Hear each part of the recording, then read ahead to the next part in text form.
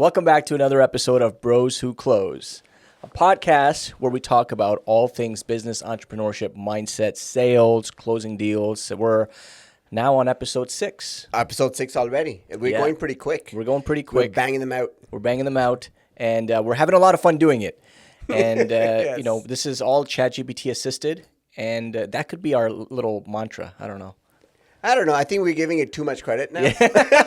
Every episode we're talking about, okay, ChatGPT is great, but, it just kind of gives you a little bit of a head start, Yeah. but you got to do all the work yourself. You still got to do the work. Somebody's got to still sit down here and talk. Yeah. I mean, speaking of ChatGPT technology, today we're going to talk about social media and how to leverage social media properly, how we've been able to do it, and how you can actually, grow your business and expand and scale and get started without really having a huge following. Right. I mean, I remember when we started Teams for Real Estate, Instagram channel, we had 0 followers. Yeah. And then we had 2 followers. It was Yep. you and me. That's right. Yes. We kicked things off with 2 people. With 2 people. I still remember I was going through the branding. Sid's friend Yes. actually designed our logo. That's right. It was really cool. Yeah. I used to try to get away from it, and I was like, fuck, no, that's not happening. Yeah, it was actually, you know what? It took me a while to really start loving it, and now I'm so in love with it because if you think about it, it was created by a person from scratch. Yes, from scratch. With things that are meaningful to Toronto. Yeah, And it and wasn't to us. generic. And to us. Yeah, exactly, right? And it's a funny thing, right? Because, talking about brand, I truly feel that, we talked about in the second episode or third episode, I can't remember now, but we talked about how branding is important and how now we've, I talked about how I truly feel that now we're a business and now we're a brand. People recognize us, as somebody in real estate, as an authority in real estate. And I think we went through this last year. We were trying to rebrand. Yeah. And, we were almost there. Yeah. We were almost rebranded. Yeah. And then we, internally talked about, what we've created over the last, 3-4 years. Yeah. And why get away from it? Because we already had the brand established. Yeah. I think there is definitely pros to rebranding. There's times and reasons for rebranding, but I just feel like for us, we didn't have a clear purpose of why to do it. I think we're just doing it for the sake of doing it, which wasn't the right thing. And I think in hindsight, I'm glad we didn't do it. But, branding is very important, and so is social media. But I think a lot of people get overwhelmed by, oh my God, I'm going to, have to start an Instagram channel or TikTok or, YouTube, and what do I post? And a lot of people don't bother doing it because they feel that they don't get any business from it, which is far from the truth, right? I'll give you a prime example of my own journey with it. On Instagram, we have our Teams Sur page, which works great. And, we have a lot of agent following there. We've actually done deals with agents on social media. Yeah, because of our Instagram channel. Because of our Instagram channel, which is great. And we've been able to leverage it that way. Yeah. And, for me, when I started YouTube, I made a decision, like I'm going to start it and I'm going to start posting videos once a week, no matter what. And I wasn't expecting anything. I didn't really have much subscribers, but I was shocked when I started getting phone calls and booked appointments directly from my YouTube channel. And when I made my first deal from it, I was completely blown away because I totally understood the power of YouTube. And right now I've got a couple of buyers under agreement, under contract as a direct result of YouTube, and I still don't have a lot of subscribers. So I think social media and YouTube, you really need to find your audience, people that connect with you, Right. who will want to do business with you, just like anything else in life. And it's not about your follower count. It's not about how many likes you have or how many comments. It's more so you're targeting a niche. You're targeting a certain audience that connects with you, and you're providing value. And because they connect with you, the know, like, and trust factor gets built automatically. And then it's a super warm and easy, relationship to blossom into. Absolutely, right? And, I remember when you first got your first YouTube lead, I think you had like maybe 10 subscribers or something like that. And which is so true to your point that you don't really need a lot of following to be able to start generating business. For me, on the flip side, I don't really have a YouTube channel. Now we do. Yes. It's called Bros Who Close. Follow, subscribe. Subscribe, like, follow. But I don't really have that. However, what I do have is I do post from time to time, and I'll do a lot of stories. I'll post on stories, and it's a good way for me to reiterate to people within my network that, hey, Yes. I do real estate. I'm still a Yep. realtor, and I got a lot of business from there. Again, it's a touch point Yep. where my base, my clients, my friends, my family, they're all watching. Yep. And it's a way for them to reach out. So yes, could you get new people from social media? And we've done a lot of Yep. deals from social media. You've done a lot of deals from now your YouTube channel, but it's also a great way of leveraging your existing network, just to again be on top of mind all the time. 100%. It's so true. So, people forget that social media, you're not just trying to attract new leads and go after cold audiences. People who follow you on social media are people in your sphere, right? Like Yep. people that follow you are your past clients, Yep. they're your friends, they're your family members, and in some cases there may be some new people coming in, but for the most part it's people that you already know, Yep. people that already know what you do. Yes, they get your text message, phone calls, and emails, but now on social media, they get to see your personal life. They get to be reminded of what you do. And it's another channel to stay relevant in front of your prospect and in front of your client, in front of your sphere, right? Because I'll give you an example of this. I remember, one of my sources of business was the gym. And I'd go to the gym, I'd see people all the time. I'd talk about real estate when the subject was brought up, and they would be in my database. They would get emails from me. And then I would constantly post stories. This is a couple of years ago. I remember, we were still in pre-construction.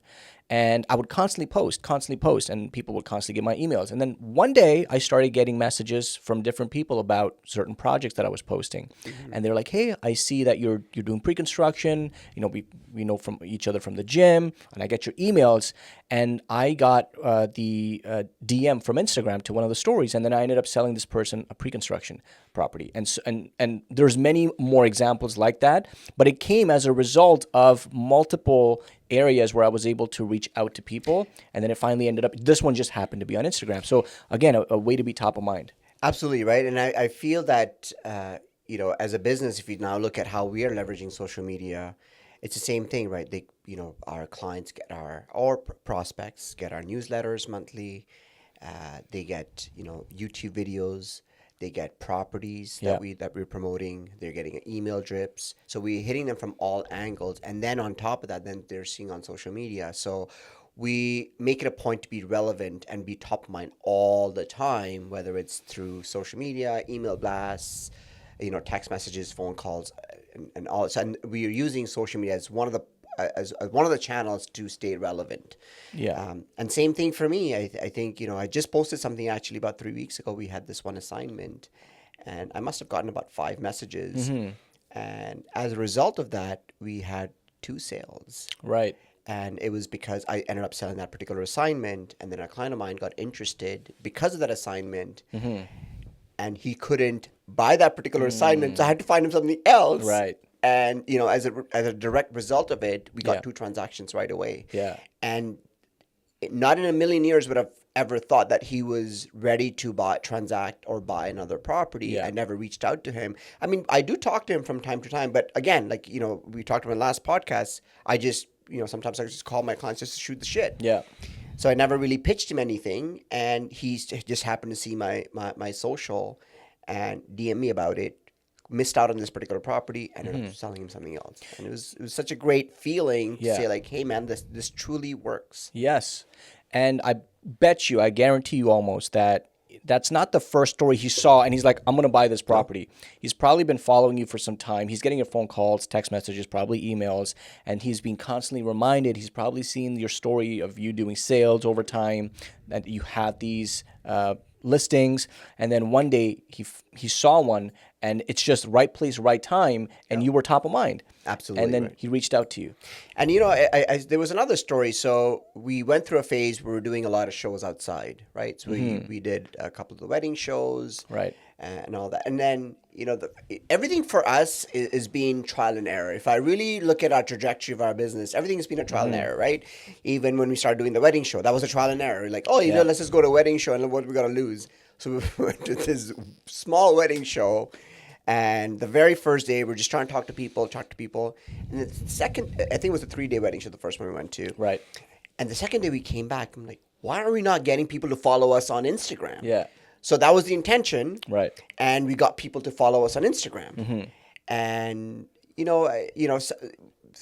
things happened, things started from there. And, we were doing some giveaways, and that's how we got people to follow us.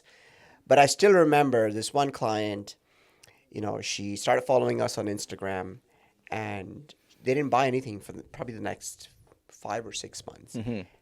But she was watching our stories. She remembered us from the wedding show. Yeah. She was going to get married.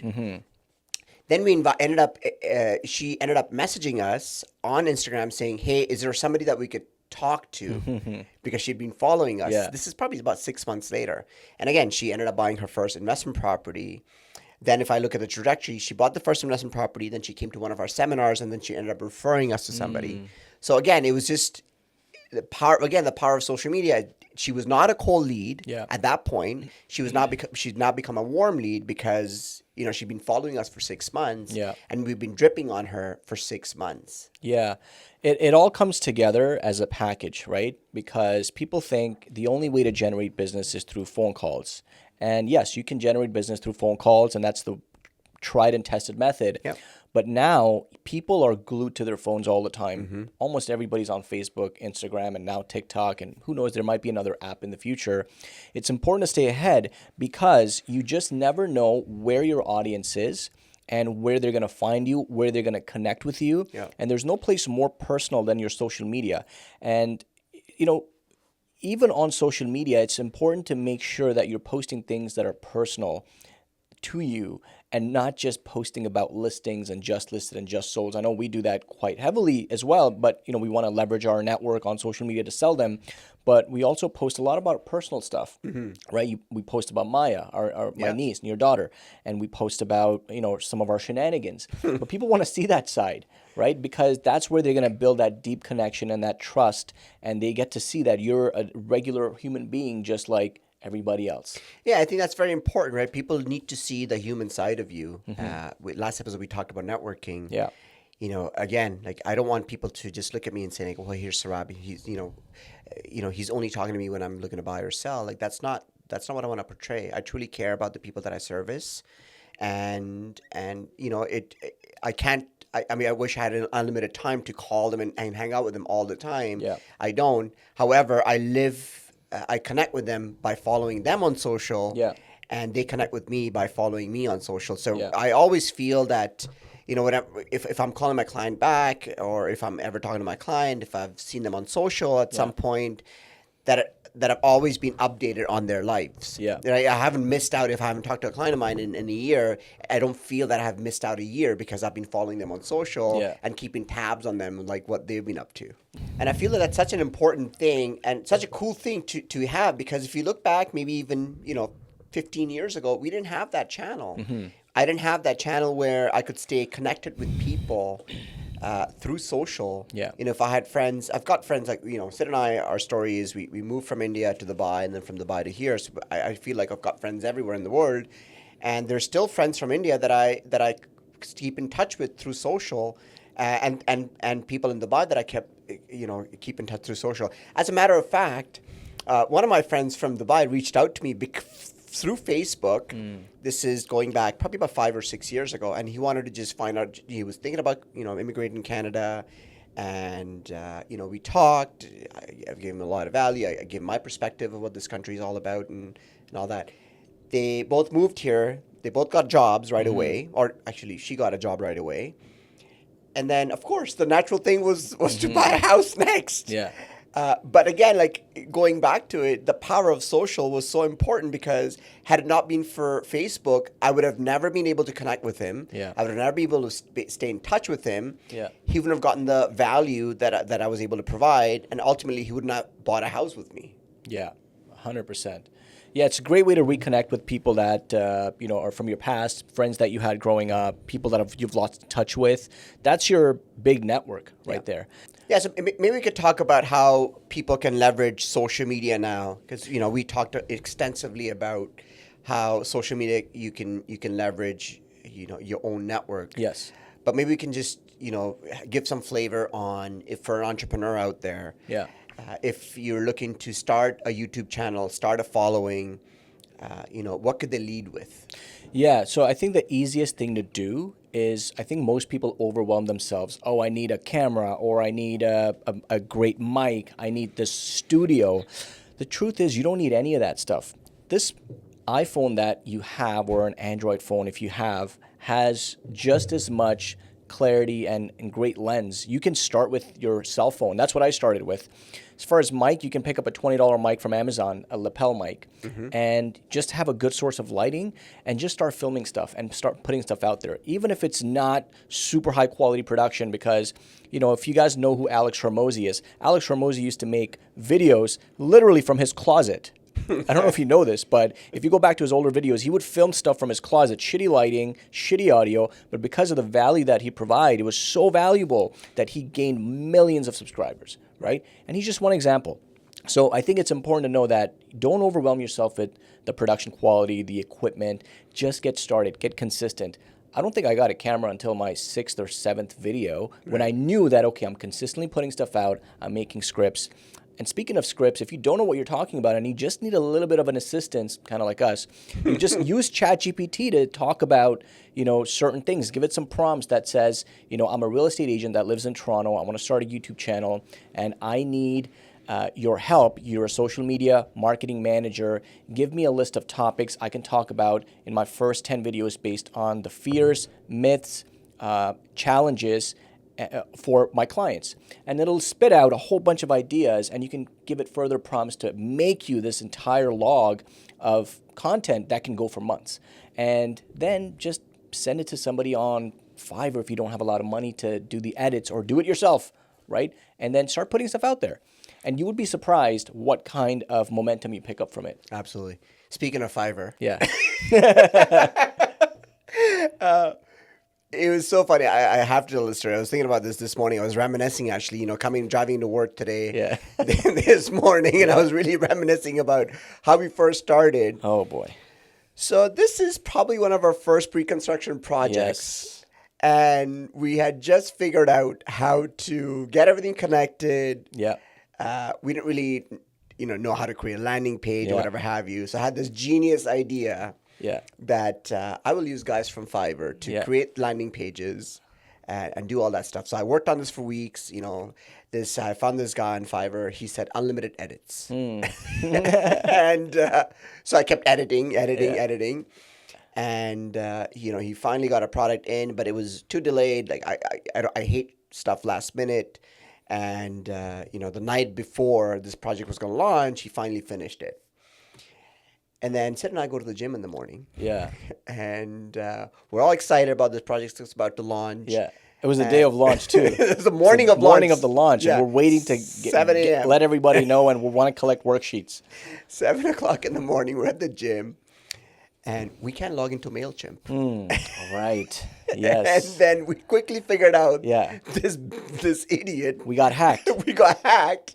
Our Facebook account got hacked. Everything got hacked. And MailChimp account got hacked. Yeah.